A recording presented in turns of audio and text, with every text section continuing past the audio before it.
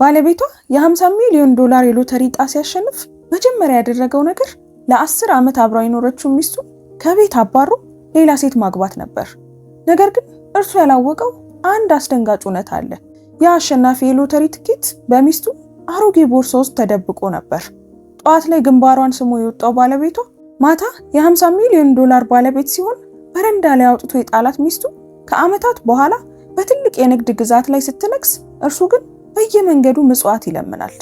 ዛሬ አንዲት ሴት ከውርደት ተነስታ በጽናት በፍትህ እንዴት ዳግም እንደተገነባች የሚያሳይ ልብ የሚነካ ታሪክ ይዘንላችሁ ቀርበናል። እምነትና ትዕግስት በዝምታ እንዴት ድል እንደሚነሱ የሚያሳየውን ይህንን ድንቅ ታሪክ እስከ መጨረሻው ተከታተሉት። ታሪኩን ከመጀመራችን በፊት ግን እስኪ ይህንን ልብ የሚነካ ታሪክ ከየትኛው የዓለም ክፍል ሆናችሁ እየተከታተላችሁት እንደሆነ ኮሜንት ላይ ጻፉልኝ። ቪዲዮንም ላይክ አድርጉት። እንደዚህ አይነት አስደናቂ ታሪኮችን በየቀኑ የምናቀርብበትን የዩቲዩብ ቻናላችንን ሰብስክራይብ በማድረግ ቤተሰባችንን ተቀላቀሉ። አሁን ወደ ታሪካችን እንመለስ። ባለቤቷ 50 ሚሊዮን ዶላር የሎተሪ ዕጣ አሸነፈ። ከዚያም አባረራትና ሌላ ሴት አገባ። ቀጥሎ ምን እንዳደረገች ግን ፈጽሞ አላመነም ነበር። ስሟ ኤልሳቤት ኮሊንስ ይባላል። እድሜዋ 36 ነው። የ10 ዓመት ትዳሯ ትዕግስትን፣ መውደድን፣ ብዙ ይቅር ማለትን አስተምሯታል።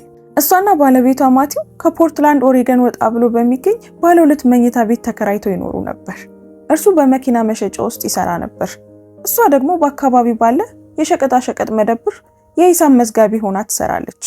በአንድነት ለማደር የሚያስችል በቂ ገቢ ብቻ ያገኙ ነበር።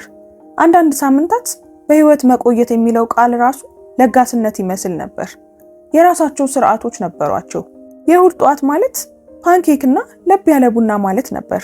የአርብ ምሽቶች ማለት ደግሞ በድሮ ብርድ ልብስ ተጠቅልሎ ሶፋው ላይ መቀመጥ፣ ቀደም ሲል የታዩ ፊልሞችን ደጋግሞ ማየትና በ10 ጊዜያት እንዳላዩአቸው ሁሉ መሳቅ ነበር። ማቲው በሶፋ ላይ ሆኖ ይመለከታት ነበር። ፈገግ ብሎም አንድ ቀን ህይወታችን ይቀየራል እሺ ይላታል።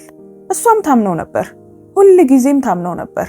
በአንድ ቀዝቃዛ የጥቅምት ምሽት ከረጅም የሥራ ሰዓት በኋላ ወተትና ዳቦ ለመግዛት ጥግ ላይ ባለ መደብር ቆመች።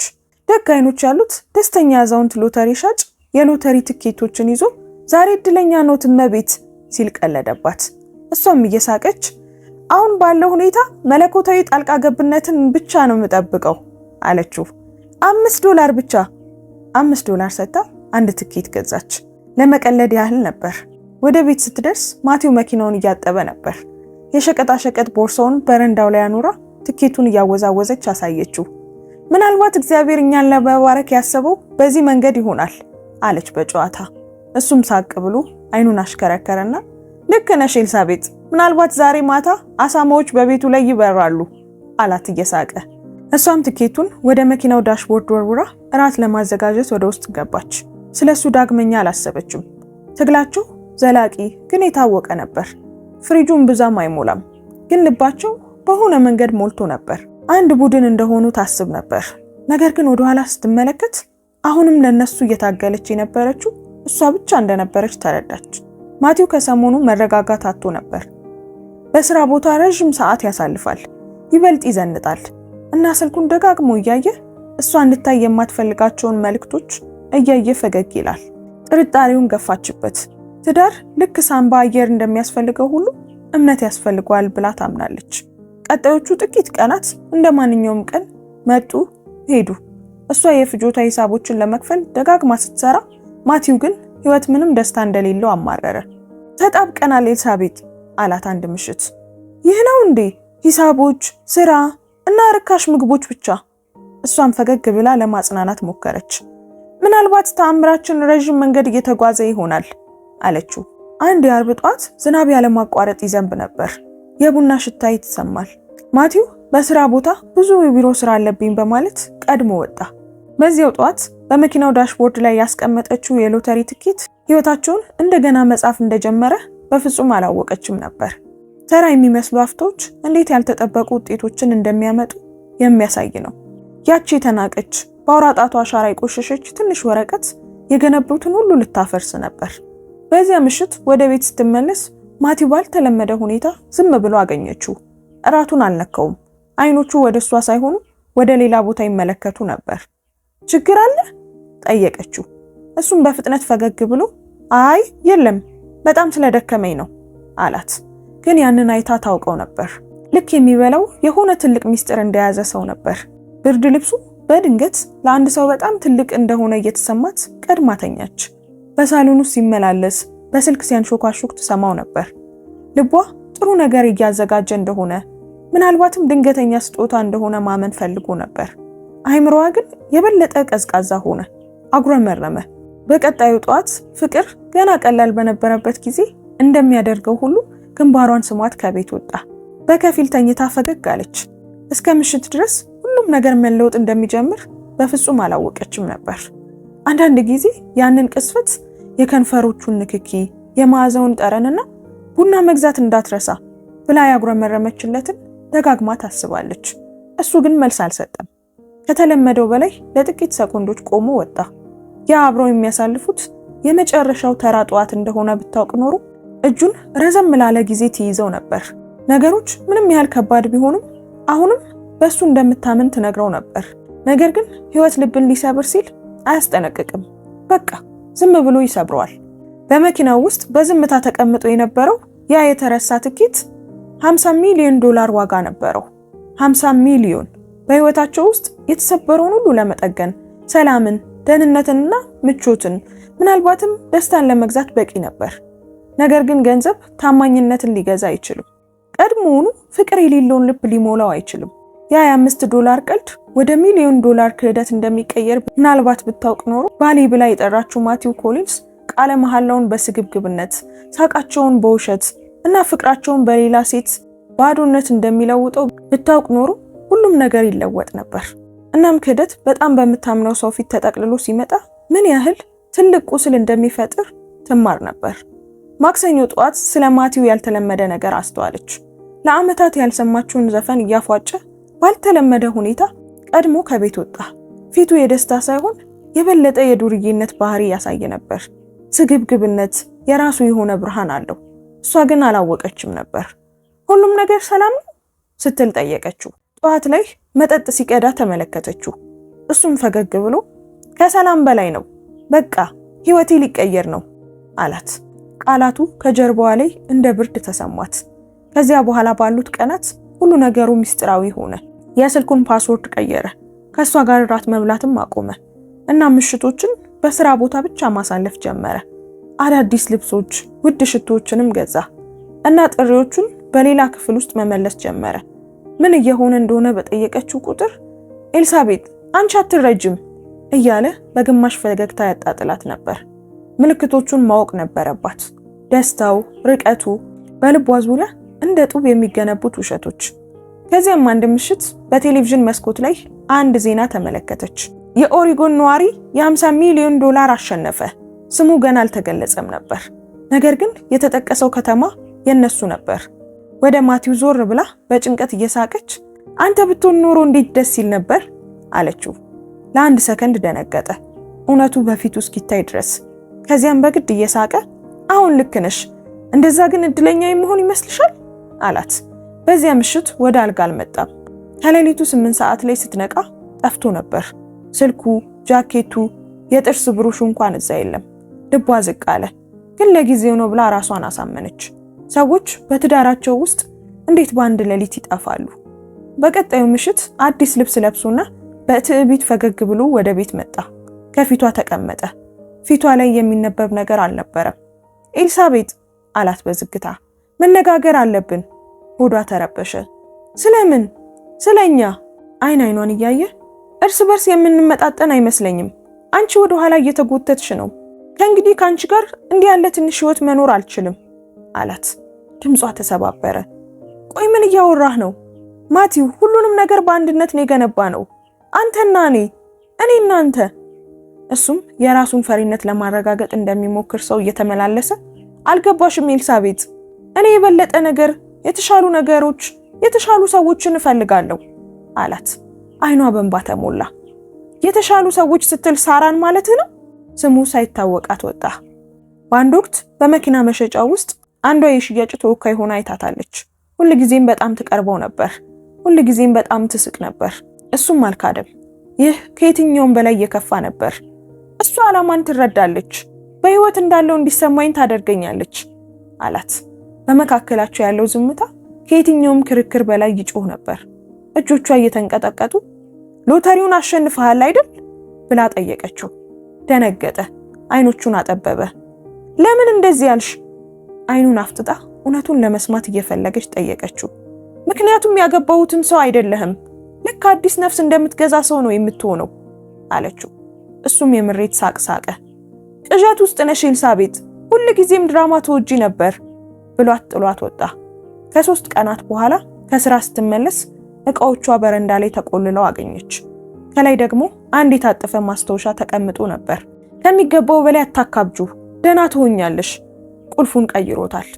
ልክ እንደዛ የ10 ዓመት ፍቅር በበረንዳ ላይ ባሉ ሳጥኖች ውስጥ ተጠቃለለ። በብርድ ውስጥ ቆማ ቤታቸውን ተመለከተች። አንድ ቀን የራሳቸው ለማድረግ ያለሙትን ቤት። አሁን ግን እሱ ለራሱና ለሷ ገዝቶታል። ለሳምንታት በጓደኛዋ ሶፋ ላይ ተኛች። ባለማመን ደንዝዛ ነበር። በየምሽቱ በማህበራዊ ሚዲያ ስታያቸው ትውላለች።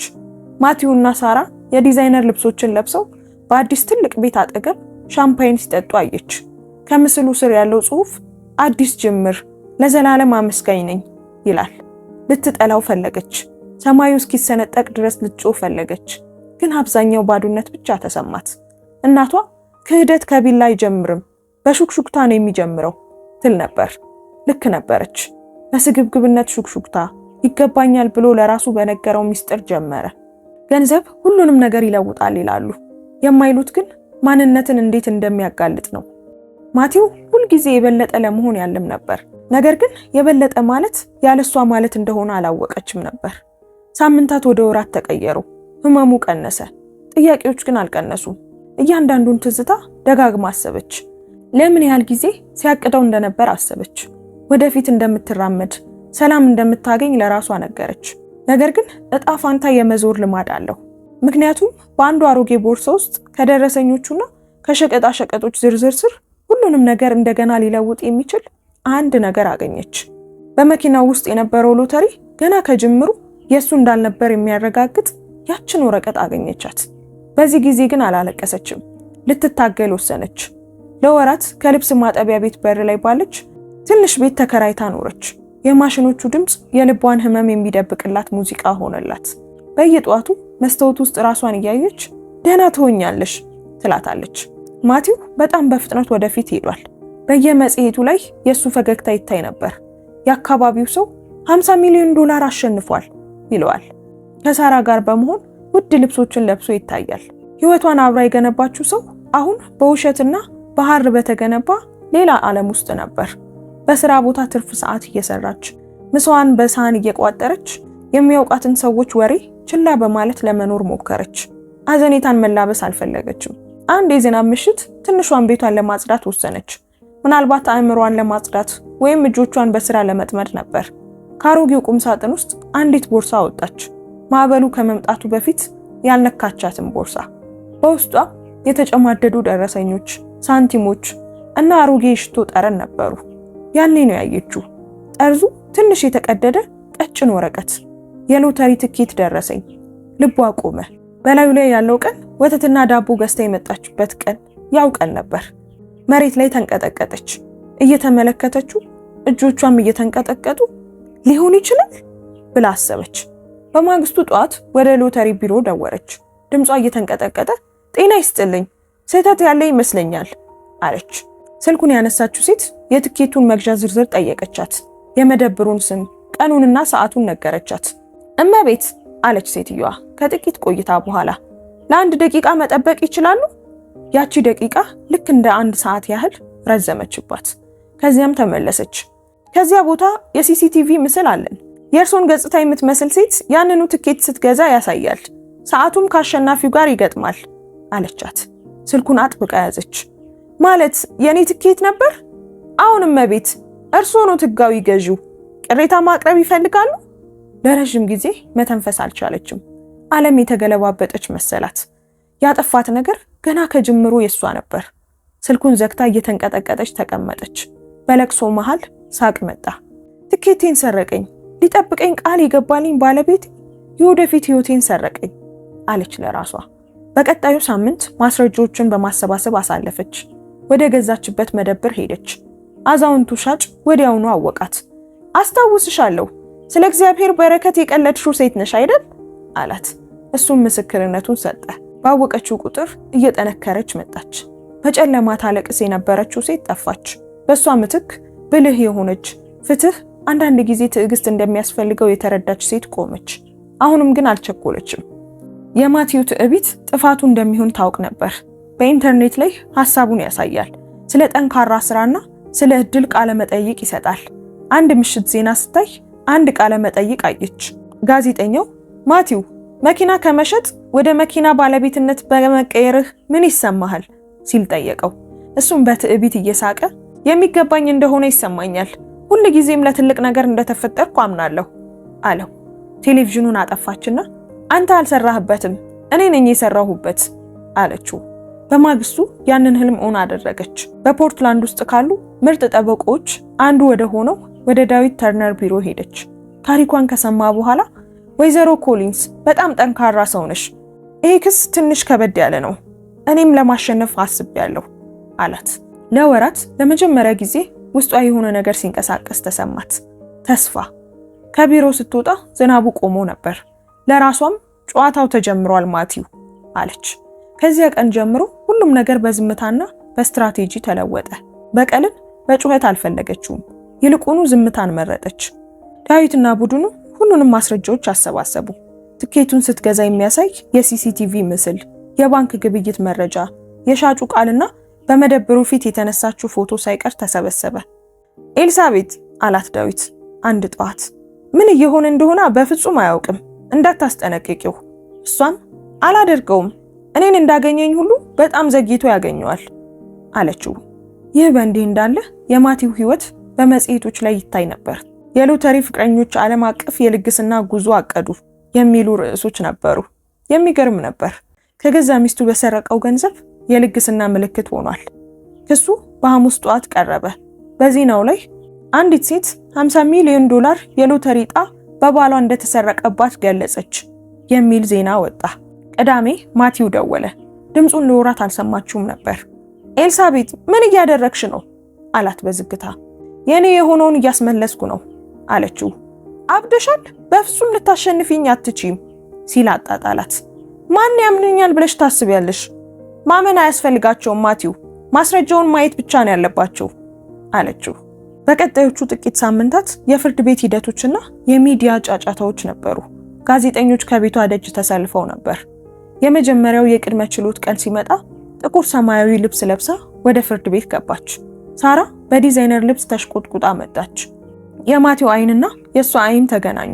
በራስ መተማመኑ ሲነጠቅ ተመለከተችው። በሂደቱ ወቅት ዳዊት ማስረጃዎቹን በረጋ መንፈስ አቀረበ። የዳኛው እይታ ተለወጠ። ወይዘሮ ኮሊንስ ባለቤቱ የእርሱን ትኬት ያለ እርሱ እውቅና ወስዷል ብለው በቃለ መሐላ ላይ ያረጋግጣሉ? አሁን ክቡር ፍርድ ቤት አድርጎታል አለች በጽናት። ዳዊት ቪዲዮንና ደረሰኙን ሲያቀርብ አዳራሹ ዝምታ ሰፈነበት። ሳራም ፈገግታዋ ጠፋ። በዚያ ምሽት በመስኮት በኩል የከተማውን መብራት እያየች ሁሉንም ነገር በዝምታ ወስዶብኛል፣ አሁን ደግሞ በዝምታ እየመለስኩት ነው ብላ ለራሷ ተናገረች። ዳዊትም ደውሎ ሊስማሙ ይፈልጋሉ አላት። እሷም አይ በይፋ ነው የወሰደው፣ በይፋ ያጠዋል አለችው። የመጨረሻው የችሎት ቀን ልክ እንደ ረጅም ፊልም ማብቂያ ነበር። ፍርድ ቤቱ በሰዎች ተሞልቷል። ማቲው ዘግይቶ መጣ። ሳራ እንደ ጌጥ እጁ ላይ ተንጠልጥላለች። ነገር ግን አይኖቹ ይረበሹ ነበር። ዳኛ ኤልኖር ብሩክስ ችሎቱን መሩ። ዳዊት አጠገቧ ቆሞ ተንፍሺ አላት። ዳዊት ይህ ስለተሰበረ ትዳር አይደለም፣ ስለ ስርቆትና ስለ ንብረት ባለቤትነት ነው ብሎ ጀመረ። ማስረጃዎቹንም አንድ ባንድ አቀረበ። የሲሲቲቪ ምስሉ ሲታይ እሷ ትኬቱን ስትገዛና ከሁለት ቀን በኋላ ማቲው ያንኑ ትኬት ይዞ ወደ ቢሮ ሲገባ በግልጽ ይታያል። ዳኛዋም አቶ ማቲው ይህ ትኬት የእርሱ እንደሆነ የሚያሳይ ማስረጃ አሉት ሲሉ ጠየቁት። ጠበቃው ሊከራከር ቢሞክርም ዳዊት ግን ማቲው በቅጹ ላይ ገዢው እኔ ነኝ ብሎ መምላቱ ማጭበርበር ነው በማለት ተናገረ። ማቲው ክቡር ፍርድ ቤት መኪናውን እየነዳው ሳለ ትኬቱን አገኘሁት፣ የኔ መስሎኝ ነበር ብሎ ሊዋሽ ሞከረ። ዳኛዋ ግን ማታለል ባለበት ቦታ አለማወቅ መከላከያ አይሆንም፣ ወይዘሮ ኤልሳቤት ህጋዊ ባለቤት መሆኗ ተረጋግጧል አሉ። በዚያ የሎተሪ ዕጣ የተገኘ ማንኛውም ንብረት ወደ ወይዘሮ ኤልሳቤት ኮሊንስ እንዲዘዋወር ታዟል የሚል ውሳኔ ተሰጠ። ሳራ በድንጋጤ ጮኸች። ማቲውን አፍጥጣበት ጥላ ወጣች። ማቲው በቆመበት ደንዝዞ ቀረ። ከውጭ ጋዜጠኞች ከበቧት። ምን እየተሰማሽ ነው አሏት። እሷም እውነቱ በመታወቁ በጣም አመስጋኝ ነኝ አለች። በዚያ ምሽት ማቲው እባክሽን እንነጋገር ብሎ በስልክ ቴክስት ላከላት። አልመለሰችለትም። ምንም የሚነጋገሩት ነገር አልቀረም ነበር። ከ3 ወር በኋላ በዱቤ ትገዛበት የነበረው መደብር ላይ የእሷ ስም በጉልህ ተጽፎ አየችው። የኮሊንስ ገበያ። እንደሷ የተተዉ ሴቶችን፣ ነጠላ እናቶችን ቀጠረች። ታሪኳም በዓለም ዙሪያ ታወቀ። አንድ ቀን በከተማው ውስጥ ቡና እየጠጣች ከመንገዱ ማዶ ማቲውን አየችው። በአንድ አግዳሚ ወንበር ላይ ተቀምጦ ጺሙ አድጎ አይኖቹም ሰምጠው ነበር። ወደሱ ሄደች። ኤልሳቤት በእውነት አንቺ ነሽ አላት። አሁን እኔ ነኝ አለችው። ሁሉንም ነገሬን አጥቻለሁ አላት። እሷም ከገንዘብ በላይ ነው ያጣኸው ማቲው፣ ማንነትህንና ሰላምህን አጥተሃል አለችው። ከቦርሷ ውስጥ ጥቂት ገንዘብ አውጥታ ሰጠችው። አዘኔታሽን አልፈልግም ሲል አጉረመረመ። አዘኔታ አይደለም ታሪኩ ማለቁን ማሳያ ነው ብላ ገንዘቡን አስቀመጠችለት። ሲወጣ ኤልሳቤት በጣም አዝናለሁ ሲል ሰማችው። እኔም አዝናለሁ ብላ ሳትዞር ሄደች። የሁለተኛ ዕድል ፈንድ የሚል ተቋም አቋቁማ በመቶዎች የሚቆጠሩ ሴቶችን ረዳች። ማቲው ስግብግብነትን መረጠ፣ እሷ ግን ጸጋን መረጠች። በመጨረሻም ጸጋ ሁሉ ጊዜ እንደሚያሸንፍ ተረዳች። ስግብግብነት ከድህነት በላይ አይን ያሳውራል። ፍቅርን በሀብት ከለወጥክ ሁሉንም ነገርህን ታጣለህ። ትዕግስትና ታማኝነት ግን ሁሉ ጊዜም ያሸንፋሉ። ውድ ቤተሰቦቼ የዛሬውን ታሪካችንን እንዴት አገኛችሁት? ምንስ ተማራችሁበት? እስከ መጨረሻው ከተከታተላችሁትም ኮሜንት ላይ ጨርሼዋለሁ ብላችሁ ጻፉልኝ። ታሪኩን ከወደዳችሁትም ላይክ እና ሼር አድርጉት። እንደዚህ አይነት አስደናቂ አስተማሪ ታሪኮችን በየቀኑ የምታገኙበትን የዩቲዩብ ቻናላችንን እስካሁን ሰብስክራይብ ካላደረጋችሁ ሰብስክራይብ በማድረግ ቤተሰባችንን ተቀላቀሉ። እናመሰግናለን። እንወዳችኋለን። ቸር ቆዩን።